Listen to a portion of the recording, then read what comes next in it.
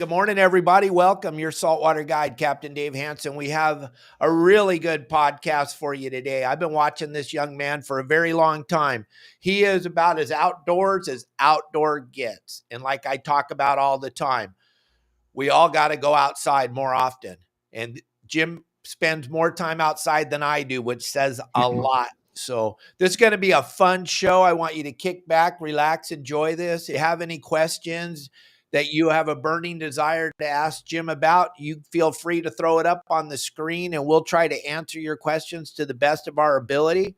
But we're going to just kind of go down history lane, Jim, because I've been watching you for a very long time. You're like me. You're hard to not see. You're pretty much everywhere. I see you all over the place. I've seen you on Rogan. I've seen you television show, outdoor, all the different things you've done. And the thing that caught my attention and got me going the most is because I try to tell everybody about how important it is to take your children outside and teach them about the outdoors and fishing. And your story about you and your father, that touched me so deep. That is one of the greatest stories. Can you talk a little bit about how your dad got you into this hunting thing? Yeah, I mean, well, first of all, thank you for the young man comment at the very beginning. I don't know if it applies, but thank you anyway. You know, I grew up in a trailer park, and if we didn't get a moose, if my dad didn't get a moose every fall, we didn't eat meat. We didn't buy a cow. We ate macaroni. So hunting for us, it's not like we were starving and it was subsistence where we're out in a tent somewhere, but it was a really important part of my upbringing was the hunting. And I can remember waiting for my dad's truck to pull in at the end of the hunt. Mom would be all excited. We'd be excited if there was a moose leg sticking out of the back of the truck. Then it was, yes, we're going to be having sausage and steaks all winter.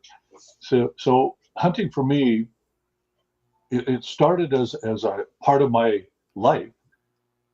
But for Dad, it was more of a necessity almost. Like they did it, but the perfect deer hunt for him would be to go out with my 3 or 4 uncles and get a deer the first morning in the first light and be back at home, butchered up and back at work by noon on a Saturday.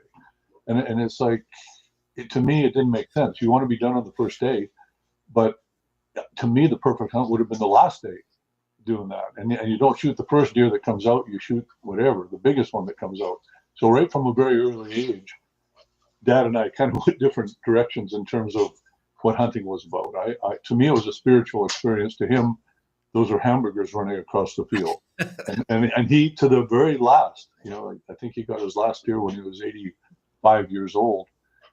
And on the way to the hospital, the next year, he told the ambulance drivers he had to stop at Cabela's to get his hunting license because Jim needs me for his TV show to keep it going. And he never made it to the season, but we right to the end, he was a meat hunter, pure meat hunter, and I was about the experience, the culture, adventure, humor, camaraderie, all these others, which he was part of, the family and the jokes, usually at my expense because I had longer hair, and it was, yeah, we went different ways, but we were the identical. It's my father. He got me into the hunting, and in the end. We had him on our TV show. I don't remember the episodes, and he I don't want to say put us on the map, but him and my father-in-law Len certainly increased our ratings.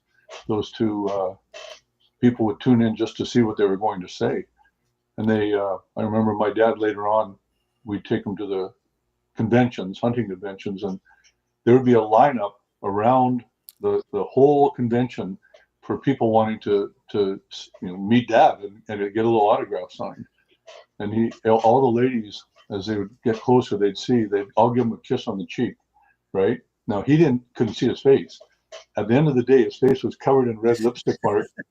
And I remember you couldn't get it. He would get lost if you tried to get him back to his own hotel room. So you'd walk him along, and you remember him. He looked at me and said, being famous changes some people, but it hasn't changed me a bit. I said, Dad, just the fact that you think you're famous means it's changed you. You're just a guy. But yeah, he was my hero, obviously, my father, and taught me how to hunt. And I just took it to an extreme level. Well, yeah, and that's what I'm saying. That episode that you talk about, how it touched you so deeply when your father went out to hunt for food and you were just so happy to be a part of your father. And I think that's why everyone came to the show to meet your dad, because your dad, I try to pass this on to my audience all the time. My dad took me fishing when I was 3 years. That's what my dad did for a living since 1947, is take people fishing. And your dad took you hunting, and it absolutely saved my life. And when I listen to you and I hear what you say and I watch a lot of your stuff, to me it seems like we kind of followed along. You were hunting with your dad, I was fishing with my dad. It saved our lives. And I think one thing that you and I have to pass on to the next generation is how important it is to make sure that we take our kids fishing. Like your daughter, my goodness, what a phenomenal outdoors person she is because of the way your father passed it on to you. So could we talk about that just for a little bit longer? Sure. Yeah. I mean,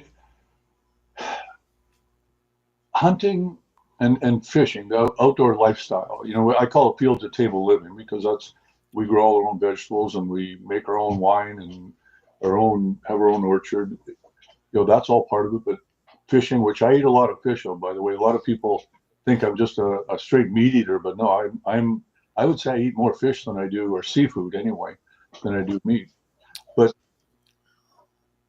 these countries, our wonderful countries, Canada, United States, they're built on those honorable character traits, where we respect elders,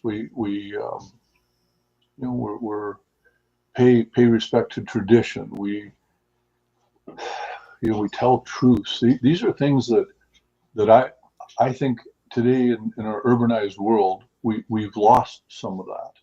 So this outdoor lifestyle that you and I live, it's vital to pass that on, because it's not being passed on in the cities. I'm not taking anybody in the city to task. I'm sure they care about their children, when they're out working on their jobs and have a nanny looking after them. I'm sure they do.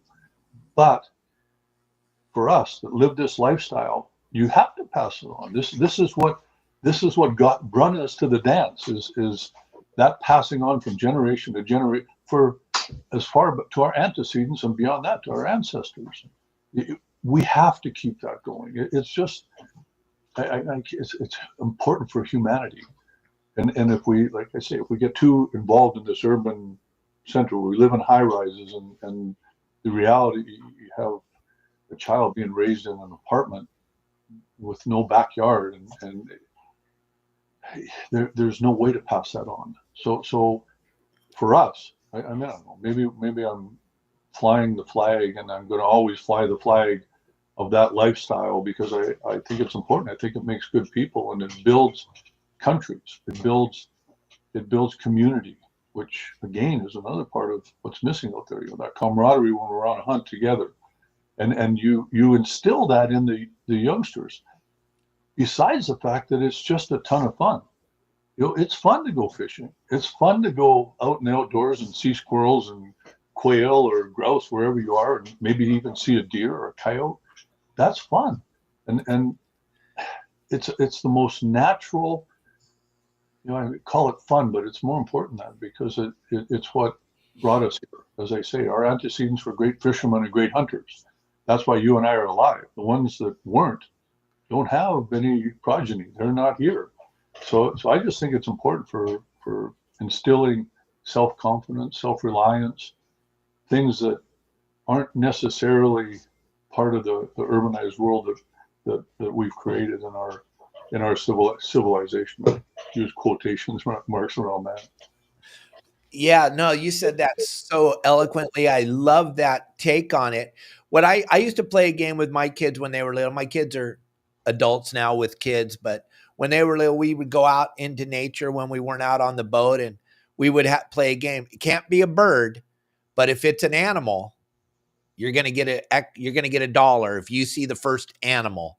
Anything that's an animal, lizard, snake, squirrel, Cool. whatever. Get the kids so that they open their minds up and start to look around instead of just walking down the trail and staring at the ground. You have to help them, right, Jim? You gotta, because there's so much around. You and I see it because we're in tune with nature, but just for people that are going, how do I get my kids involved? Make it fun. Like Jim said, make it fun. A squirrel matters. A lizard matters. All that stuff matters. It opens their mind and expands it and lets them see, right? Sure, absolutely. I mean, that's taking them outdoors. If they find a snake skin, I mean, there's not one little child that isn't going to go, and be looking at it fascinated. I don't care who it is. Now, if the parents have foisted their ideologies off on them that everything is dangerous in the outdoors, then they can be, a little standoffish and afraid. But they're still going to be fascinated. The other thing I'd suggest too, like I'm right now doing this podcast from my Hand of Man Museum of Natural History, Cultural Arts, and Conservation on Vancouver Island. 17,000 square feet filled with fascinating objects that kids love. We get schoolrooms coming through here every week, and it's fantastic because on the weekend they bring their parents back, and the parents, they talk to me. They say, "We don't get it. Our child wants to come to a museum on the weekend. Like, this has never happened." And then they walk in and they realize why. The kids have their little iPad because everything's state-of-the-art curation in here, and they touching buttons, looking for numbers that we have attached to everything, and it's like an Easter egg hunt for them. That alone will again inspire children to take notice of the outdoors, because when they see it on a screen like this, it's two-dimensional. I don't care who or what you are. You watch a whale on a screen, that is not a whale. It's not a whale. You've seen them. Like when you're close to one of those, what do they call behemoths? They're awe-inspiring, and you cannot get that from a screen. But here, we have whale skeletons, so they can actually, oh, holy cow, this is an amazing thing. Full woolly mammoth skeletons and woolly rhinos from the Ice Age. So even if you don't have access to a back 40 that you can take the kids to see a live squirrel, you can certainly make the effort to take them. I mean, even zoos. I'm sorry. My parents took me to the San Diego Zoo when I was a kid. I was astounded. And that helped me on my course of well, I don't want to see them behind bars. I want to see them out in the wildlands. I want to see real wild animals. But this inspired me to do that. Museums can do the same thing. So you don't have to be out in the back 40. People say, well, I don't have access to it. Do you or do you not? You do if you just make an effort, even if it's to a natural history museum somewhere. No, I love the way that you said that, because the other thing, Jim, is SeaWorld. SeaWorld got a bad rap, but my friend Milton Shedd, God rest his soul, built SeaWorld, and they built it to show off the fish, and then they brought the killer whale in there so that people would come. And when they caught, people don't understand. I have a whole series with the Shedd family on my website that talks about before they built SeaWorld, they used killer whales, the United States Navy, for submarine practice because they acted like a submarine. So when people get upset, like you said, about a zoo, I'm sorry, gang, but this is how you introduce people to these animals. And the amount of killer whales that are in captivity compared to the amount of killer whales in the wild, it's not even a percentage point, but it allows us to learn about this animal and turn kids on to that.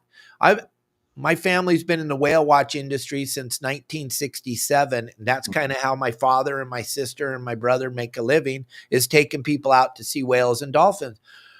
But everybody, like the zoo, you get turned on to the monkeys, like here on my shoulder, the snakes, all that stuff you never got to see. So don't give zoos a bad rap, and don't give SeaWorld a bad rap. It's just misunderstood, right? Yeah, and it's because of ideologies. So people, they get so intolerant of any other point of view, and they just believe this is right because I think it. And my buddies that I hang out with, we all think the exact same. It's like think speech. We just going to do it. And the unintended consequences of that are, in the long run, you're actually hurting those species. When people can't relate to them, a screen doesn't, you don't relate to an animal on a screen. I'm sorry. And that's how kids learn these days, is on a screen, TV, or nowadays just even smaller, computer. So you've got to expose them to it. And in this museum, there's mounted animals, and that's a huge draw because people have never been this close to a pronghorn antelope or a white-tailed deer or a moose. It's a full body mount, a bear. They've never seen it. These kids can walk right up to it. They can actually touch it in one of the rooms. It's a sensory safari room. So they can touch these animals and feel the fur of a giraffe or a zebra. I mean, who knew that it's that thin? So if you want to save the whales, you have to make them relevant. And the only way you make them relevant is to educate people about the reality of killer whales. I mean, they're being used for target practice back in the day, but because of the one incarcerated animal or two, I guess, or so we had some up here in Vancouver as well, the world became aware of them. That they're highly intelligent creatures. They're predators. And I mean, you just have to go on YouTube if you want to see how violent they can be. If we're going to personify them violent, I mean, they're just existing. But you have to make people aware of these things, and the way you do it is exposing them to it. Our big museum here in British Columbia, the Royal BC Museum, Royal British Columbia Museum. It's a provincially, funded museum that it's a massive building, and they've taken all the stuffed animals, or at least a big portion of them. They have a fake woolly mammoth skeleton up there, or mounted woolly mammoth, but they've done it because they're trying to be politically correct. Well, that's great, but it's a museum. Museums have to be above political correctness. They have to be above whatever the winds of this political time are telling us is right or wrong. It's a cultural perspective and it's a temporal perspective. So you've got museums have to be there to say this exists out there, and they've taken that away. So people come to this museum. They bring the kids here. So it's again, you have to open up people's minds, not do this and create unintended consequences. I'm gonna save all those seals off the coast of Newfoundland. Well, yeah, guess what? There's, what do they think, 30 million of them now? There's a video of a flyover. Well, what do you think these seals are eating? They're eating all the fish. There's no management of those seals now because of political correctness. Unintended consequences are you wiped out an entire ecosystem because there's too many of those. They're all going to die off too. Great. You saved what? No, you stopped a hunt, which you think you saved the whales, and then you go off to McDonald's and order a hamburger. It's like so yeah, museums are vitally important, and exposing the children to like we both talked about SeaWorld, fabulous place. I also went there, and we just have to sometimes be careful of pathological altruism. We're going to hurt ourselves by being so altruistic that we're going to throw ourselves in front of the bus, but that's not the bus to throw yourself in front of. That's some weird aberration in our brains nowadays, and I think it's just because we're not in touch with the outdoors anymore, or the urban majority of us are not. But the wonderful news is, people like you and I, and there's many others out there, are still flying that flag. Yeah, and sharing information that most people aren't privy to, which is like, I want to talk about another thing, the video you made with the Eskimos hunting the whale, but we'll talk about that in a minute. You brought up seals, and I was hoping we could talk about them a little bit because we have a massive problem in Southern California, Oregon, Washington, and Alaska, and now all the way down here. And you were in Zewat, and there's sea lions all the way down there now, and they're called the California sea lion. They're all over the Baja Peninsula. They're just wiping out fish populations. And then up there in Canada, Alaska, Oregon, Washington, they're wiping out the salmon populations. And Jim, the politically correct people don't even want to address this problem. We've saved the California sea lion from extinction back in the late 50s and early 60s. We used them for dog food. Okay, I don't agree with that. That's fine. And then our president at the time, Richard M. Nixon signed the Marine Mammals Act that said when they got to a sustainable population, we would pull them off and we would start to utilize the resource. Well, we've never taken them off. And now, like you said, the numbers are astounding. People like you and I that go outside, we see how many they are. The people in the Midwest that are donating money to save the animal, they don't know. These animals are devastating. And now in California, we're having these animals starting to eat us. I don't know if you're watching the news at all, but crazy times, right? Well, again, it's unintended consequences. We and altruism. We think we're doing a good thing. So, okay, we 70 years ago, 60 years ago, we decide to make laws to make more of a given species, right? Grizzly bears are another classic example on the mammal side, the land mammal side. So if you manage for more of a species for 60, 70, 50 years, you end up with more of that species. But the whole time, the reason you've done it is because you've convinced everybody that they're just about gone. And now you've got to unconvince them that it's time to, hey, we got to do something about this. But everybody's frozen in, because who wants to be the first one to say, let's have a pinnipod hunt off the coast of British Columbia? Nobody wants to do that. And there's no politicians have, who's going to put that as a policy? I don't care who you are. You're not, because everybody believes seals or sea lions. No, we can't. They're untouchables. Grizzly bears, untouchables.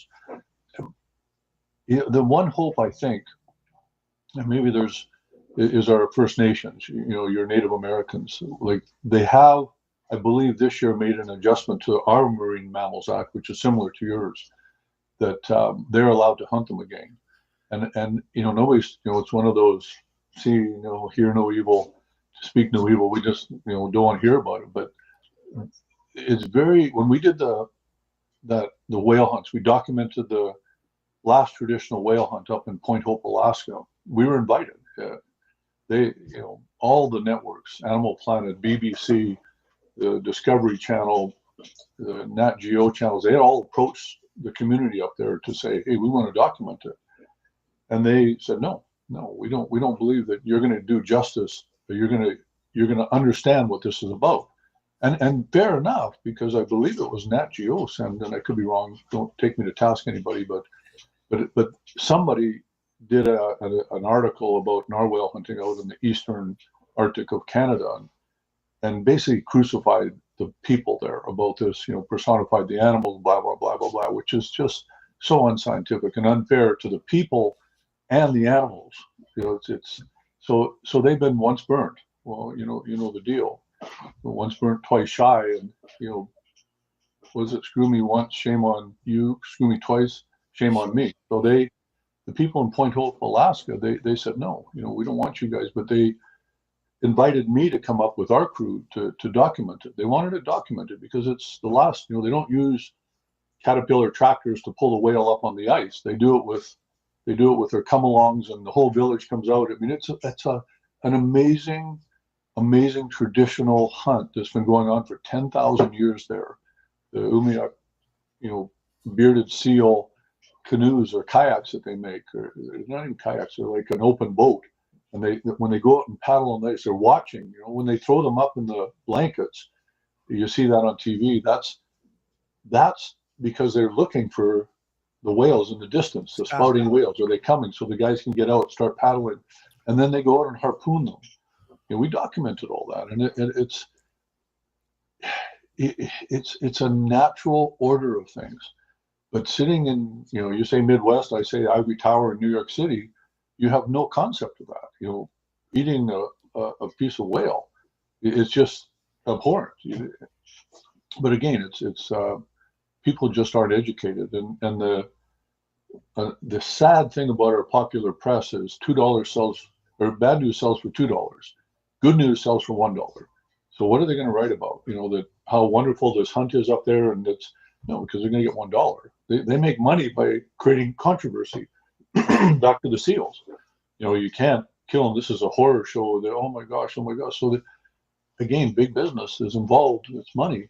follow the stinky money, and you'll find out why there's so many seals out there, and why there's so few salmon. Now, you and I it's anecdotal, right? I mean, I'm not a doctor of environmental studies or whatever you would be to be able to actually speak on that, academically speak about it.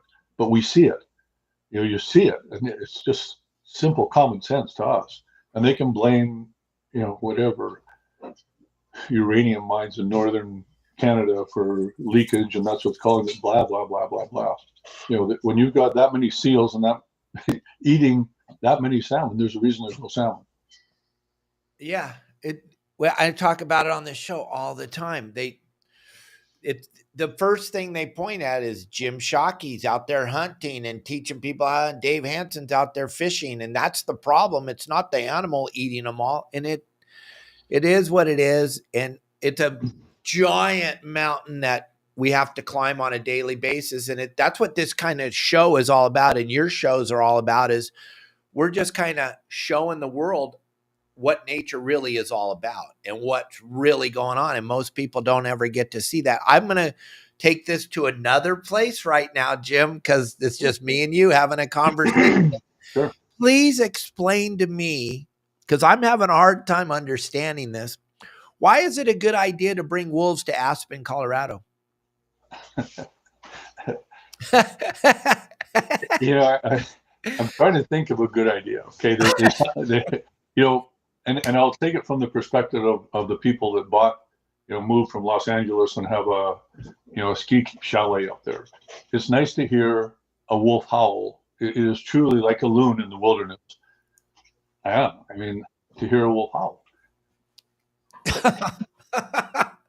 But I mean, again, there's not one single population of animals bigger than a bread box, and actually probably any animals on the planet, that we haven't affected. The 8 billion of us. We've created 25 billion chickens. 7 billion head of cattle, 5 billion sheep, 5 billion goats, 3 billion horses. We've changed the biomass of this planet and the ecosystem. We've changed it. So we have to manage any of the wildlife species that are out there, scientifically manage them.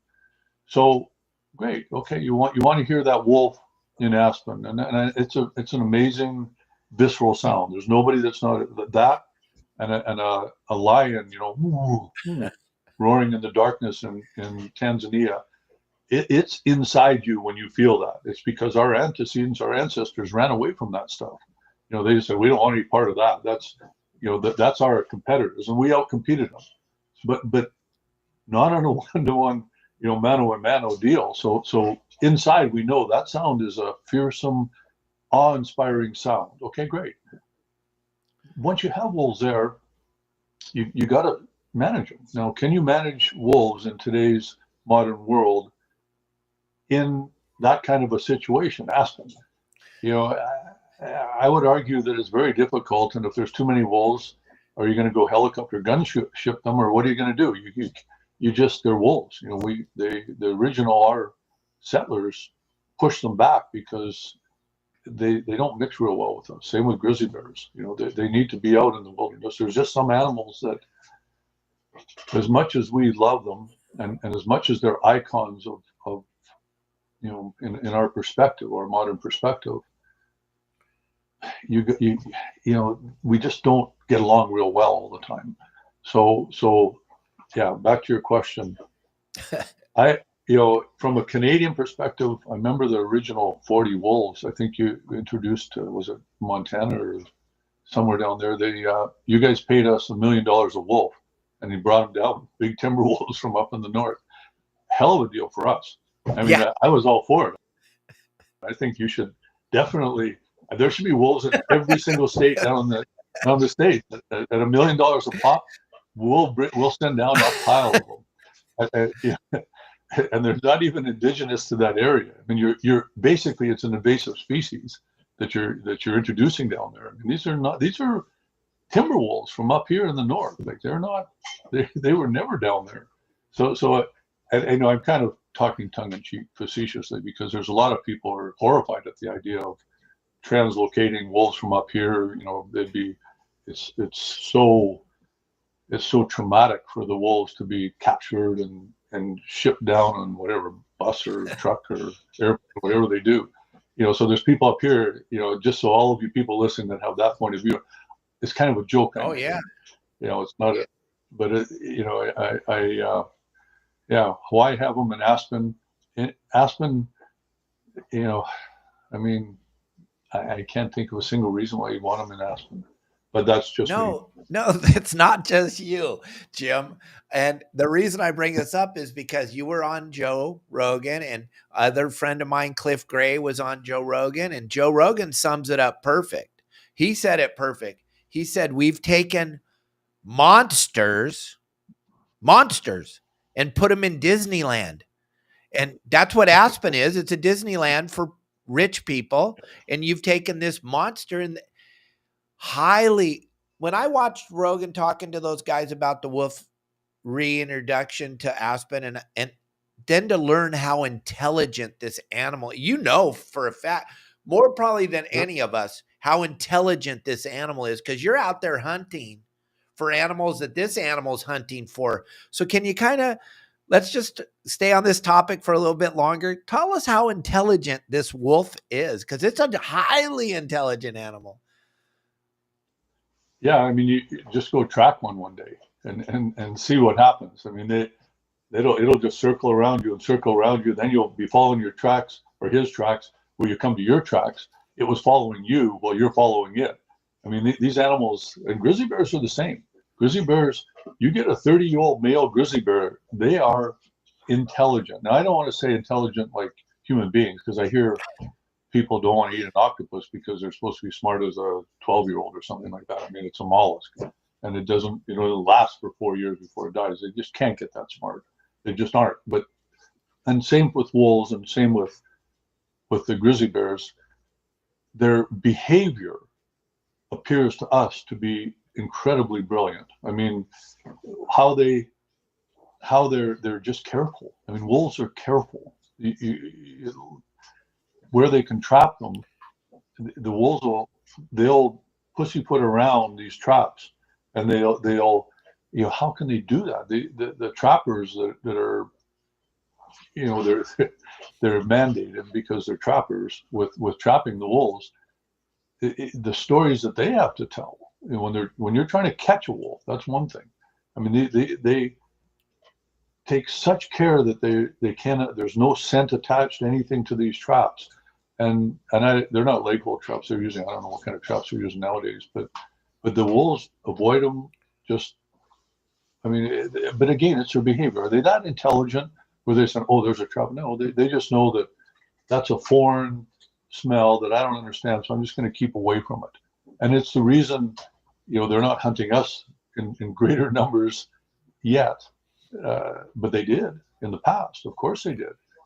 So there's a reason now. They're just figuring out, okay, what are we? Like, I've had them stand around me, circle around me, and stand there and look. You're not allowed to hunt wolves at a certain times of the year and without a guide, and there's all kinds of regulations involved.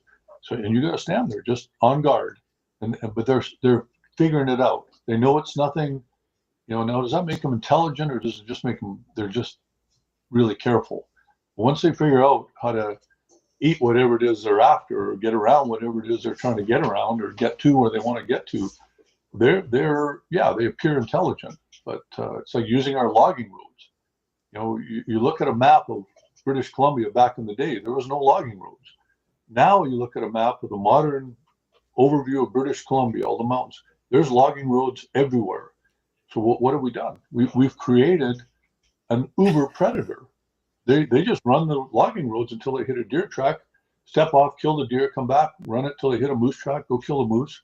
It's olden days. It was hungry country. They had to fight over all the deadfalls and look and fight for it. Now they're literally, because they adapt. But it doesn't make them intelligent. They're just adaptive and careful.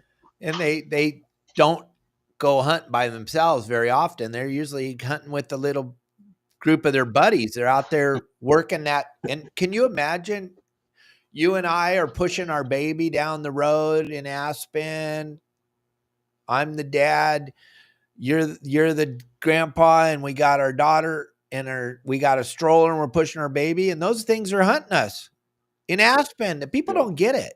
It's so silly. Yeah, it'll be one of these things. It's going to happen to somebody else, and when it does happen to somebody else, well, they shouldn't have been there. It's the way of us being able to exist, with stupid decisions. So I have a quick story to tell. The other day, I had here in the museum, there's a mounted wolf in the room where kids can touch it.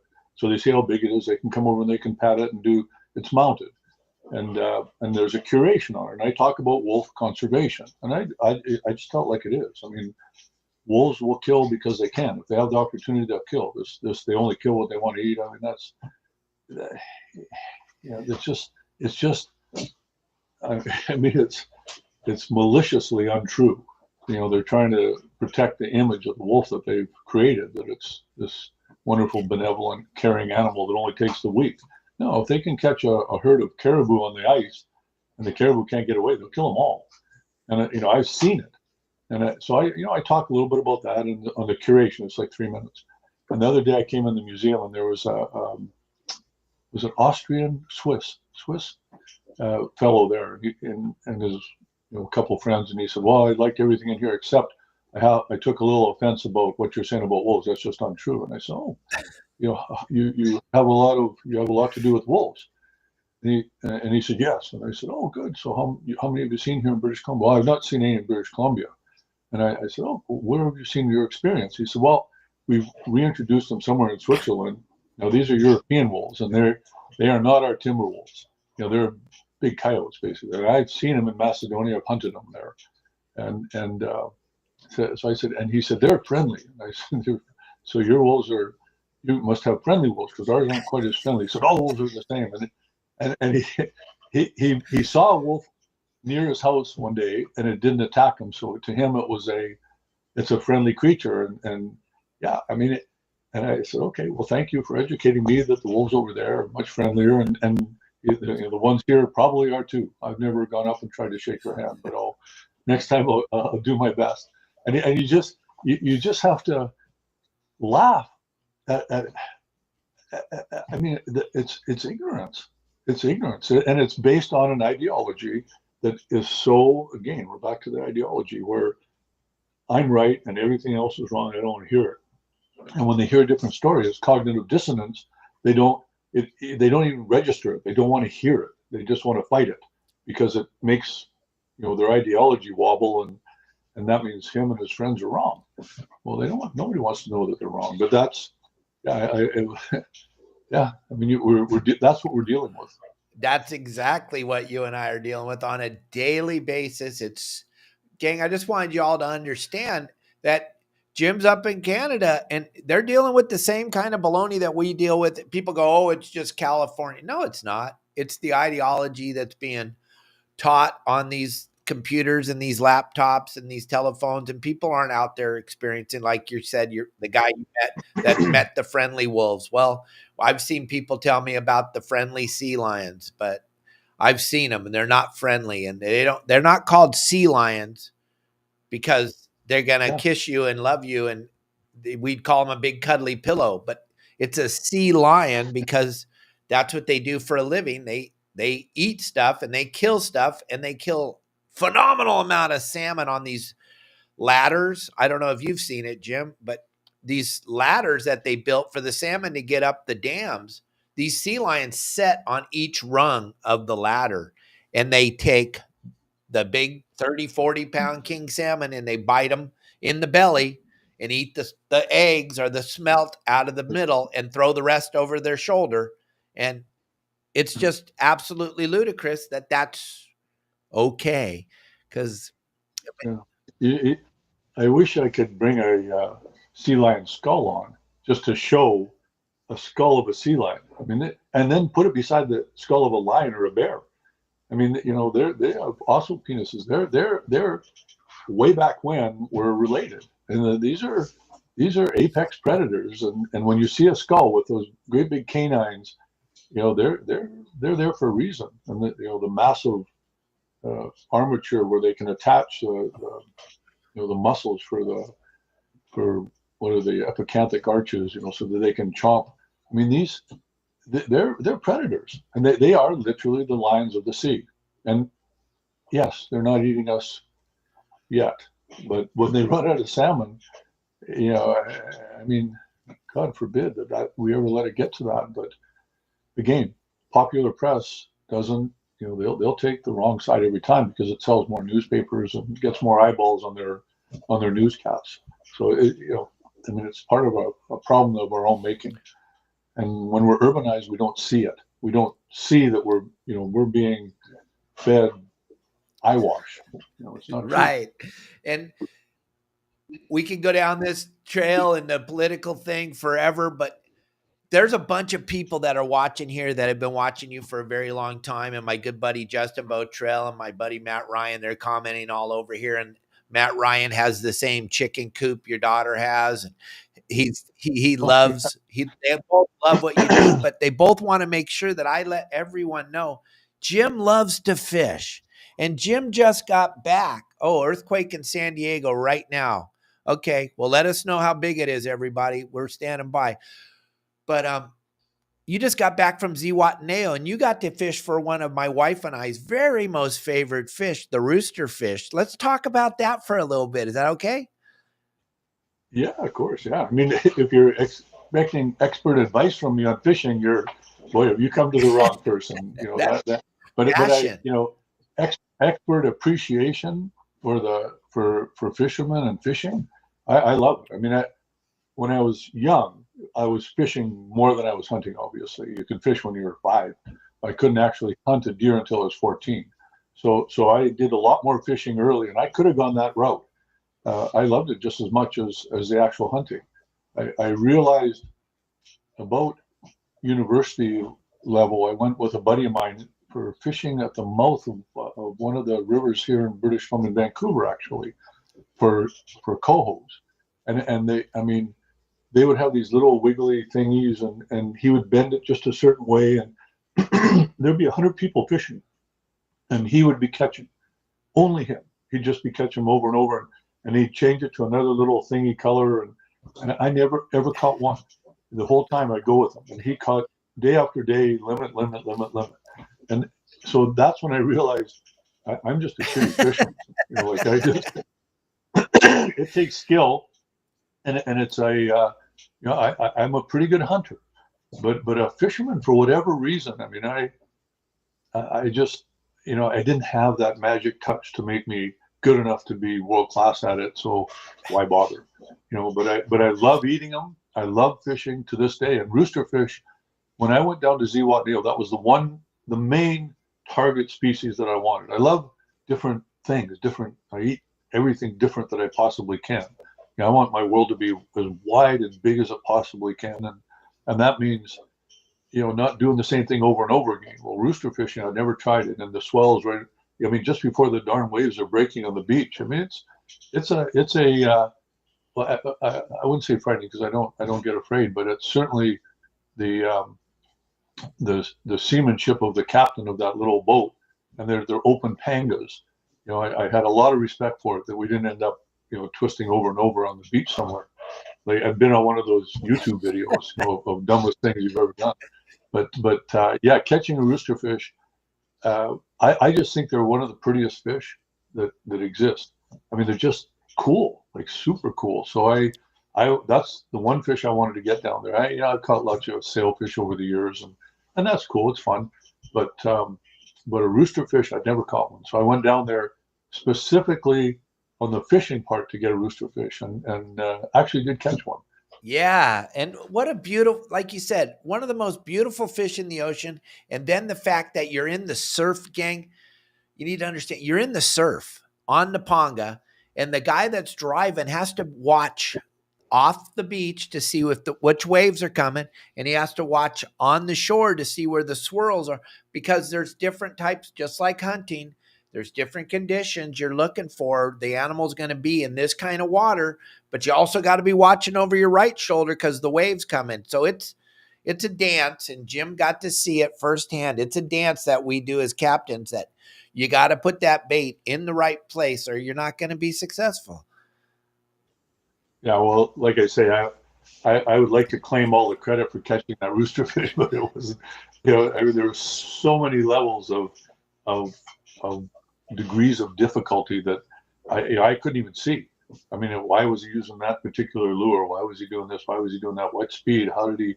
And like you say, watching the waves and what was he, circling? I knew he was doing something, but I'm not smart enough as a fisherman to know what, or and certainly not as a boat captain. I grew up in the prairies in Saskatchewan, so I like calm water, and I haven't even begin to profess to understand how he was handling that little panga. But and I caught my rooster fish. It's one of the regrets that I have. I don't, not regret, but it's one of the things missing in our museum. We're doing a curation inventory, and I think we have over 250 species of fish here, mounted skin mounts, and I do not have a roosterfish skin mount. I won't do the replicas, and I don't care how old they look. I think it's kind of a folk art when they're hand painted and hand done. They may look like a whale, but it's the roosterfish.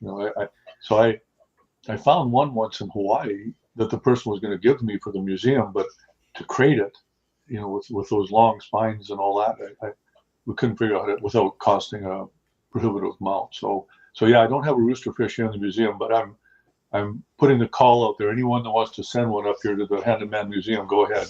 But it can't be a replica. It's got to be actual skin mount. Yeah, my buddy Michael Folks has a bunch of them, so I'll try to get in contact with him, and I'll give your producers a call, and maybe we can get you one. That would be cool to know that we have a rooster fish in your museum up there. That museum is insane. I went for the virtual tour that you guys have online, which is pretty spectacular. There's so much stuff in there, Jim. That place is incredible. Yeah, it's big. We had over 28,000 visitors last year, over 28,000 the year before, and it's donation only. So there is no cover charge. As I said, I grew up in a trailer park, and if there was a $1 cover charge, I couldn't have come in. I would have had to stand outside and look in the windows, and there will never be a cover charge here. I'm donating it all to a foundation and giving it land building contents and giving it an endowment to cover expenses for 40 years. So it'll always be donation only as long as I can reach up from the grave. I'll have the board of directors handcuffed. And I kind of make a joke about it. I put it all in the foundation so that Eva couldn't have a big giant garage sale and turn it all into Chanel purses. But she's on the board of directors, and so is our son Brandon. But yeah, roosterfish would be awesome to have in here.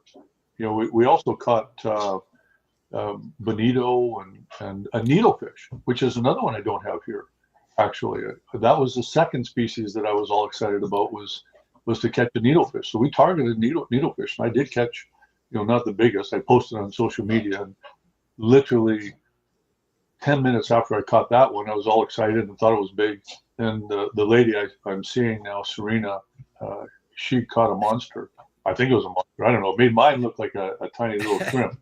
So yeah, I'd love to get a needlefish skin mount as well up here someday.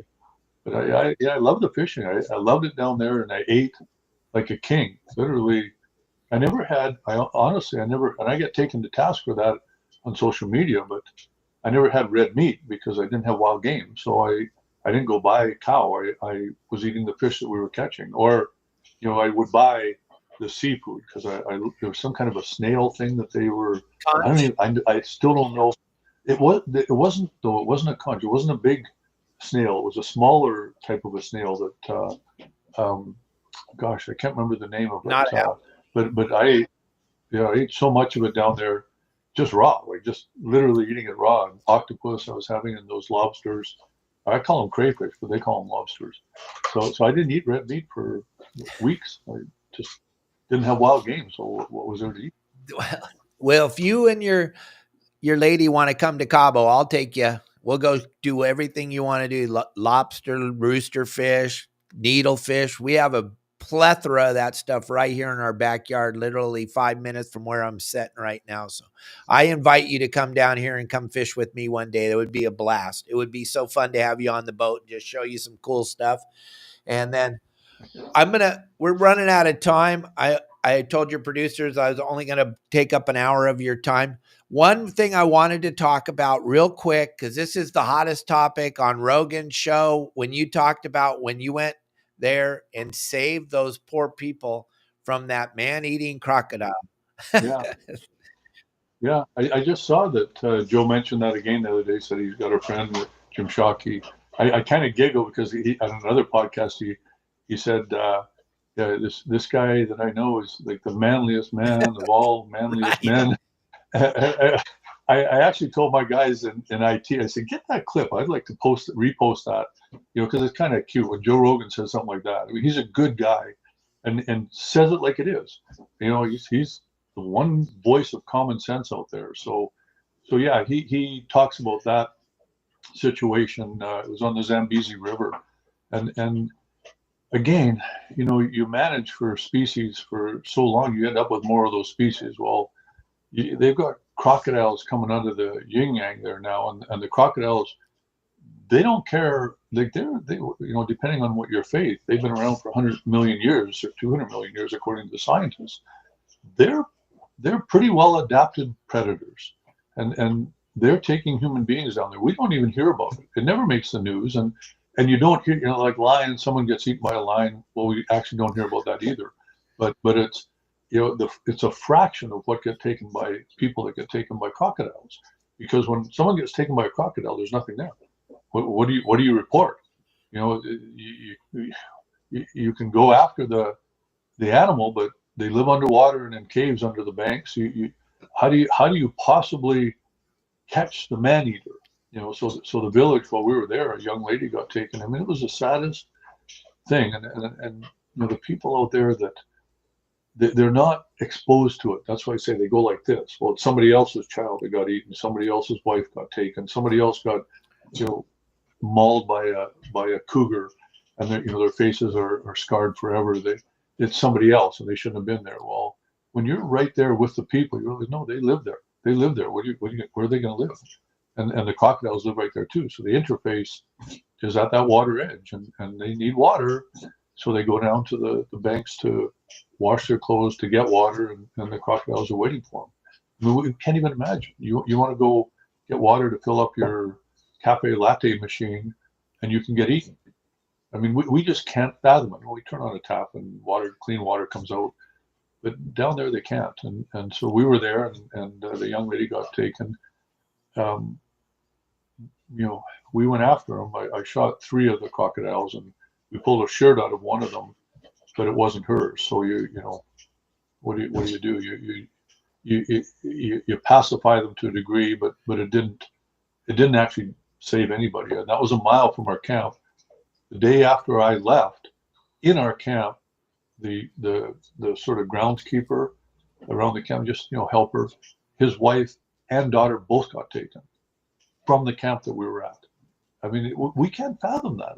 It doesn't compute. So we just kind of go, oh, it's far away place and a far away happening, and it's it doesn't really affect me. So whatever. So yeah, it was. But when you're there with the people and you see them with their dismembered and scarred up from escaping the crocodiles, it becomes a personal thing where you understand what it's like to actually live like that. It's horrifying to us if we actually had to live like that. Yeah, the videos that you have on your YouTube channel and stuff, and discusses it and showing the people, they're basically having to go down to that water to do their laundry, gang, to life. And you talk about how they put the sticks around there, keep them out of there. And these animals, once again, I don't want to say they're intelligent, because now I'm learning from you, but they've adapted to how to work around this. You wouldn't even think this giant animal could get around, but hey, there's a will, there's a way, right, Jim? Well, that's it. When you think about that, I say they're not intelligent, but maybe being adaptive is a sign of intelligence. Maybe it is the sign of intelligence. And we as human beings, are we actually adapting nowadays? So, I guess arguably they're smarter than us. If we're not adapting, and we just don't want to see what's happening out there, and we're just going to live, go along in our merry way. And yeah, maybe they are, because they do adapt, and we're not as intelligent because we don't adapt anymore. And we did. That's why there's so many of us, but maybe we don't anymore. Yeah, and I think a lot of that has to do with social media and people just staring at their phone and not doing what Jim and I have been talking about this whole show, going out and seeing what's really outside, what's in your just your backyard, the trail, the nature trail in your neighborhood, just going out there and seeing nature and getting to touch it and feel it. Go for the virtual tour of Jim's museum. Little bit about you real quick, because we're running out of time. How can they find you? A lot of people really are enjoying this podcast. We have a giant audience right now, and it's pretty cool. So thank you for that. And how can they find you, Jim, so they can follow along with you more? I think we have, there's a Jim Shockey official Instagram, Facebook, and I do all those posts, and Twitter as well, whatever they're calling it now. They can Google me. I mean, you'll get sick of how much my face comes on there. I get sick of it. I try never to Google myself, but we've got a website. There's a Hand of Man website, or Hand of Man Museum. So yeah, it's pretty easy to find me if someone wants to follow along with what I'm doing on a given day. Nowadays, it's about lifestyle and living well and not wasting a single day of this precious life that we're all granted. I lost my wife back in 2023 after 39 years of fairy tale. And I never wasted days in my life, but I sure understand now how important it is. And I that's what my personal social media pages are all about. And I don't know how many followers we have, but there's a lot. And I hopefully my messaging is helping people in a positive way. And there's our hunting one, or Rogue River Outfitters site. And so, yeah, we're all over the, if anybody has any desire to follow me, it's a pretty simple thing to do. Right, gang. And you want to check them out, because there is so much stuff that we didn't even, an hour doesn't give us justice, neither one of us, because we have so much that I would love to talk to you about more. So hopefully we can bring you back on the show again another time, and we can get down into talking about some more stuff. Because down here in California, Jim, we're up against a whole bunch of stuff. We got a big closure coming down the pipe right now that could really devastate fishing in Southern California. That they're having a big meeting on the 16th and 17th in like 3 days that we all need to be involved in, because they want to stop us from fishing in Southern California, or in California, period. They don't want us to hunt. They don't want us to fish. They basically don't want you to go outside. Yeah, of course. It's easy to control somebody that's not self-reliant. And that's what the outdoors does. It builds self-confidence, and and it also educates. So the best way to control a population is keep them inside and seeing what you want them to see only.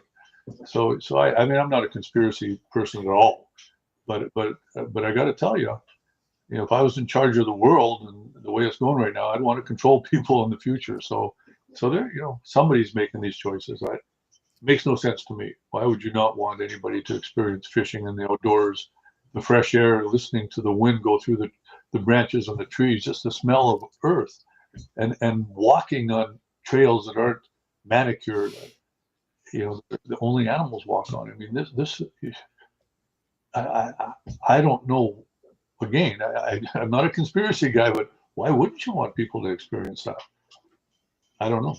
Yeah, it doesn't make sense to me or my audience. We talk about it every day on this podcast. Gang, if you've never seen this podcast before, it's called Your Saltwater Guide. It goes live 6 days a week, and we only talk truth. We talk about what's going on outside and what we're doing outside. We bring in great guests like Jim Shockey, and I want to thank you again for being a part of the show today, Jim. It was really a pleasure to sit and talk to you for an hour. I learned a lot. I got a lot more cool stuff to talk about now on the podcast every day. So thank you for your time, sir. And I promised your producer 1 hour, and we are done, unfortunately. So everybody. Well, we'll come back again. Yay. Thank you so much, because my audience would love to hear more about you. And gang, up in San Diego, that sounds like a massive earthquake. They're talking about They've had 8 aftershocks already, Jim. So we'll go look and see what's going on up there. I hope everybody's safe in San Diego. Thank you so much for tuning in this morning, everybody. Jim Shockey, once again, you and your producers, thanks for your time. I really appreciate it. Everybody have a great day. Turn off the news. This is the only place you get the truth. And I'll see you at noon with our next podcast today. Today's a big day.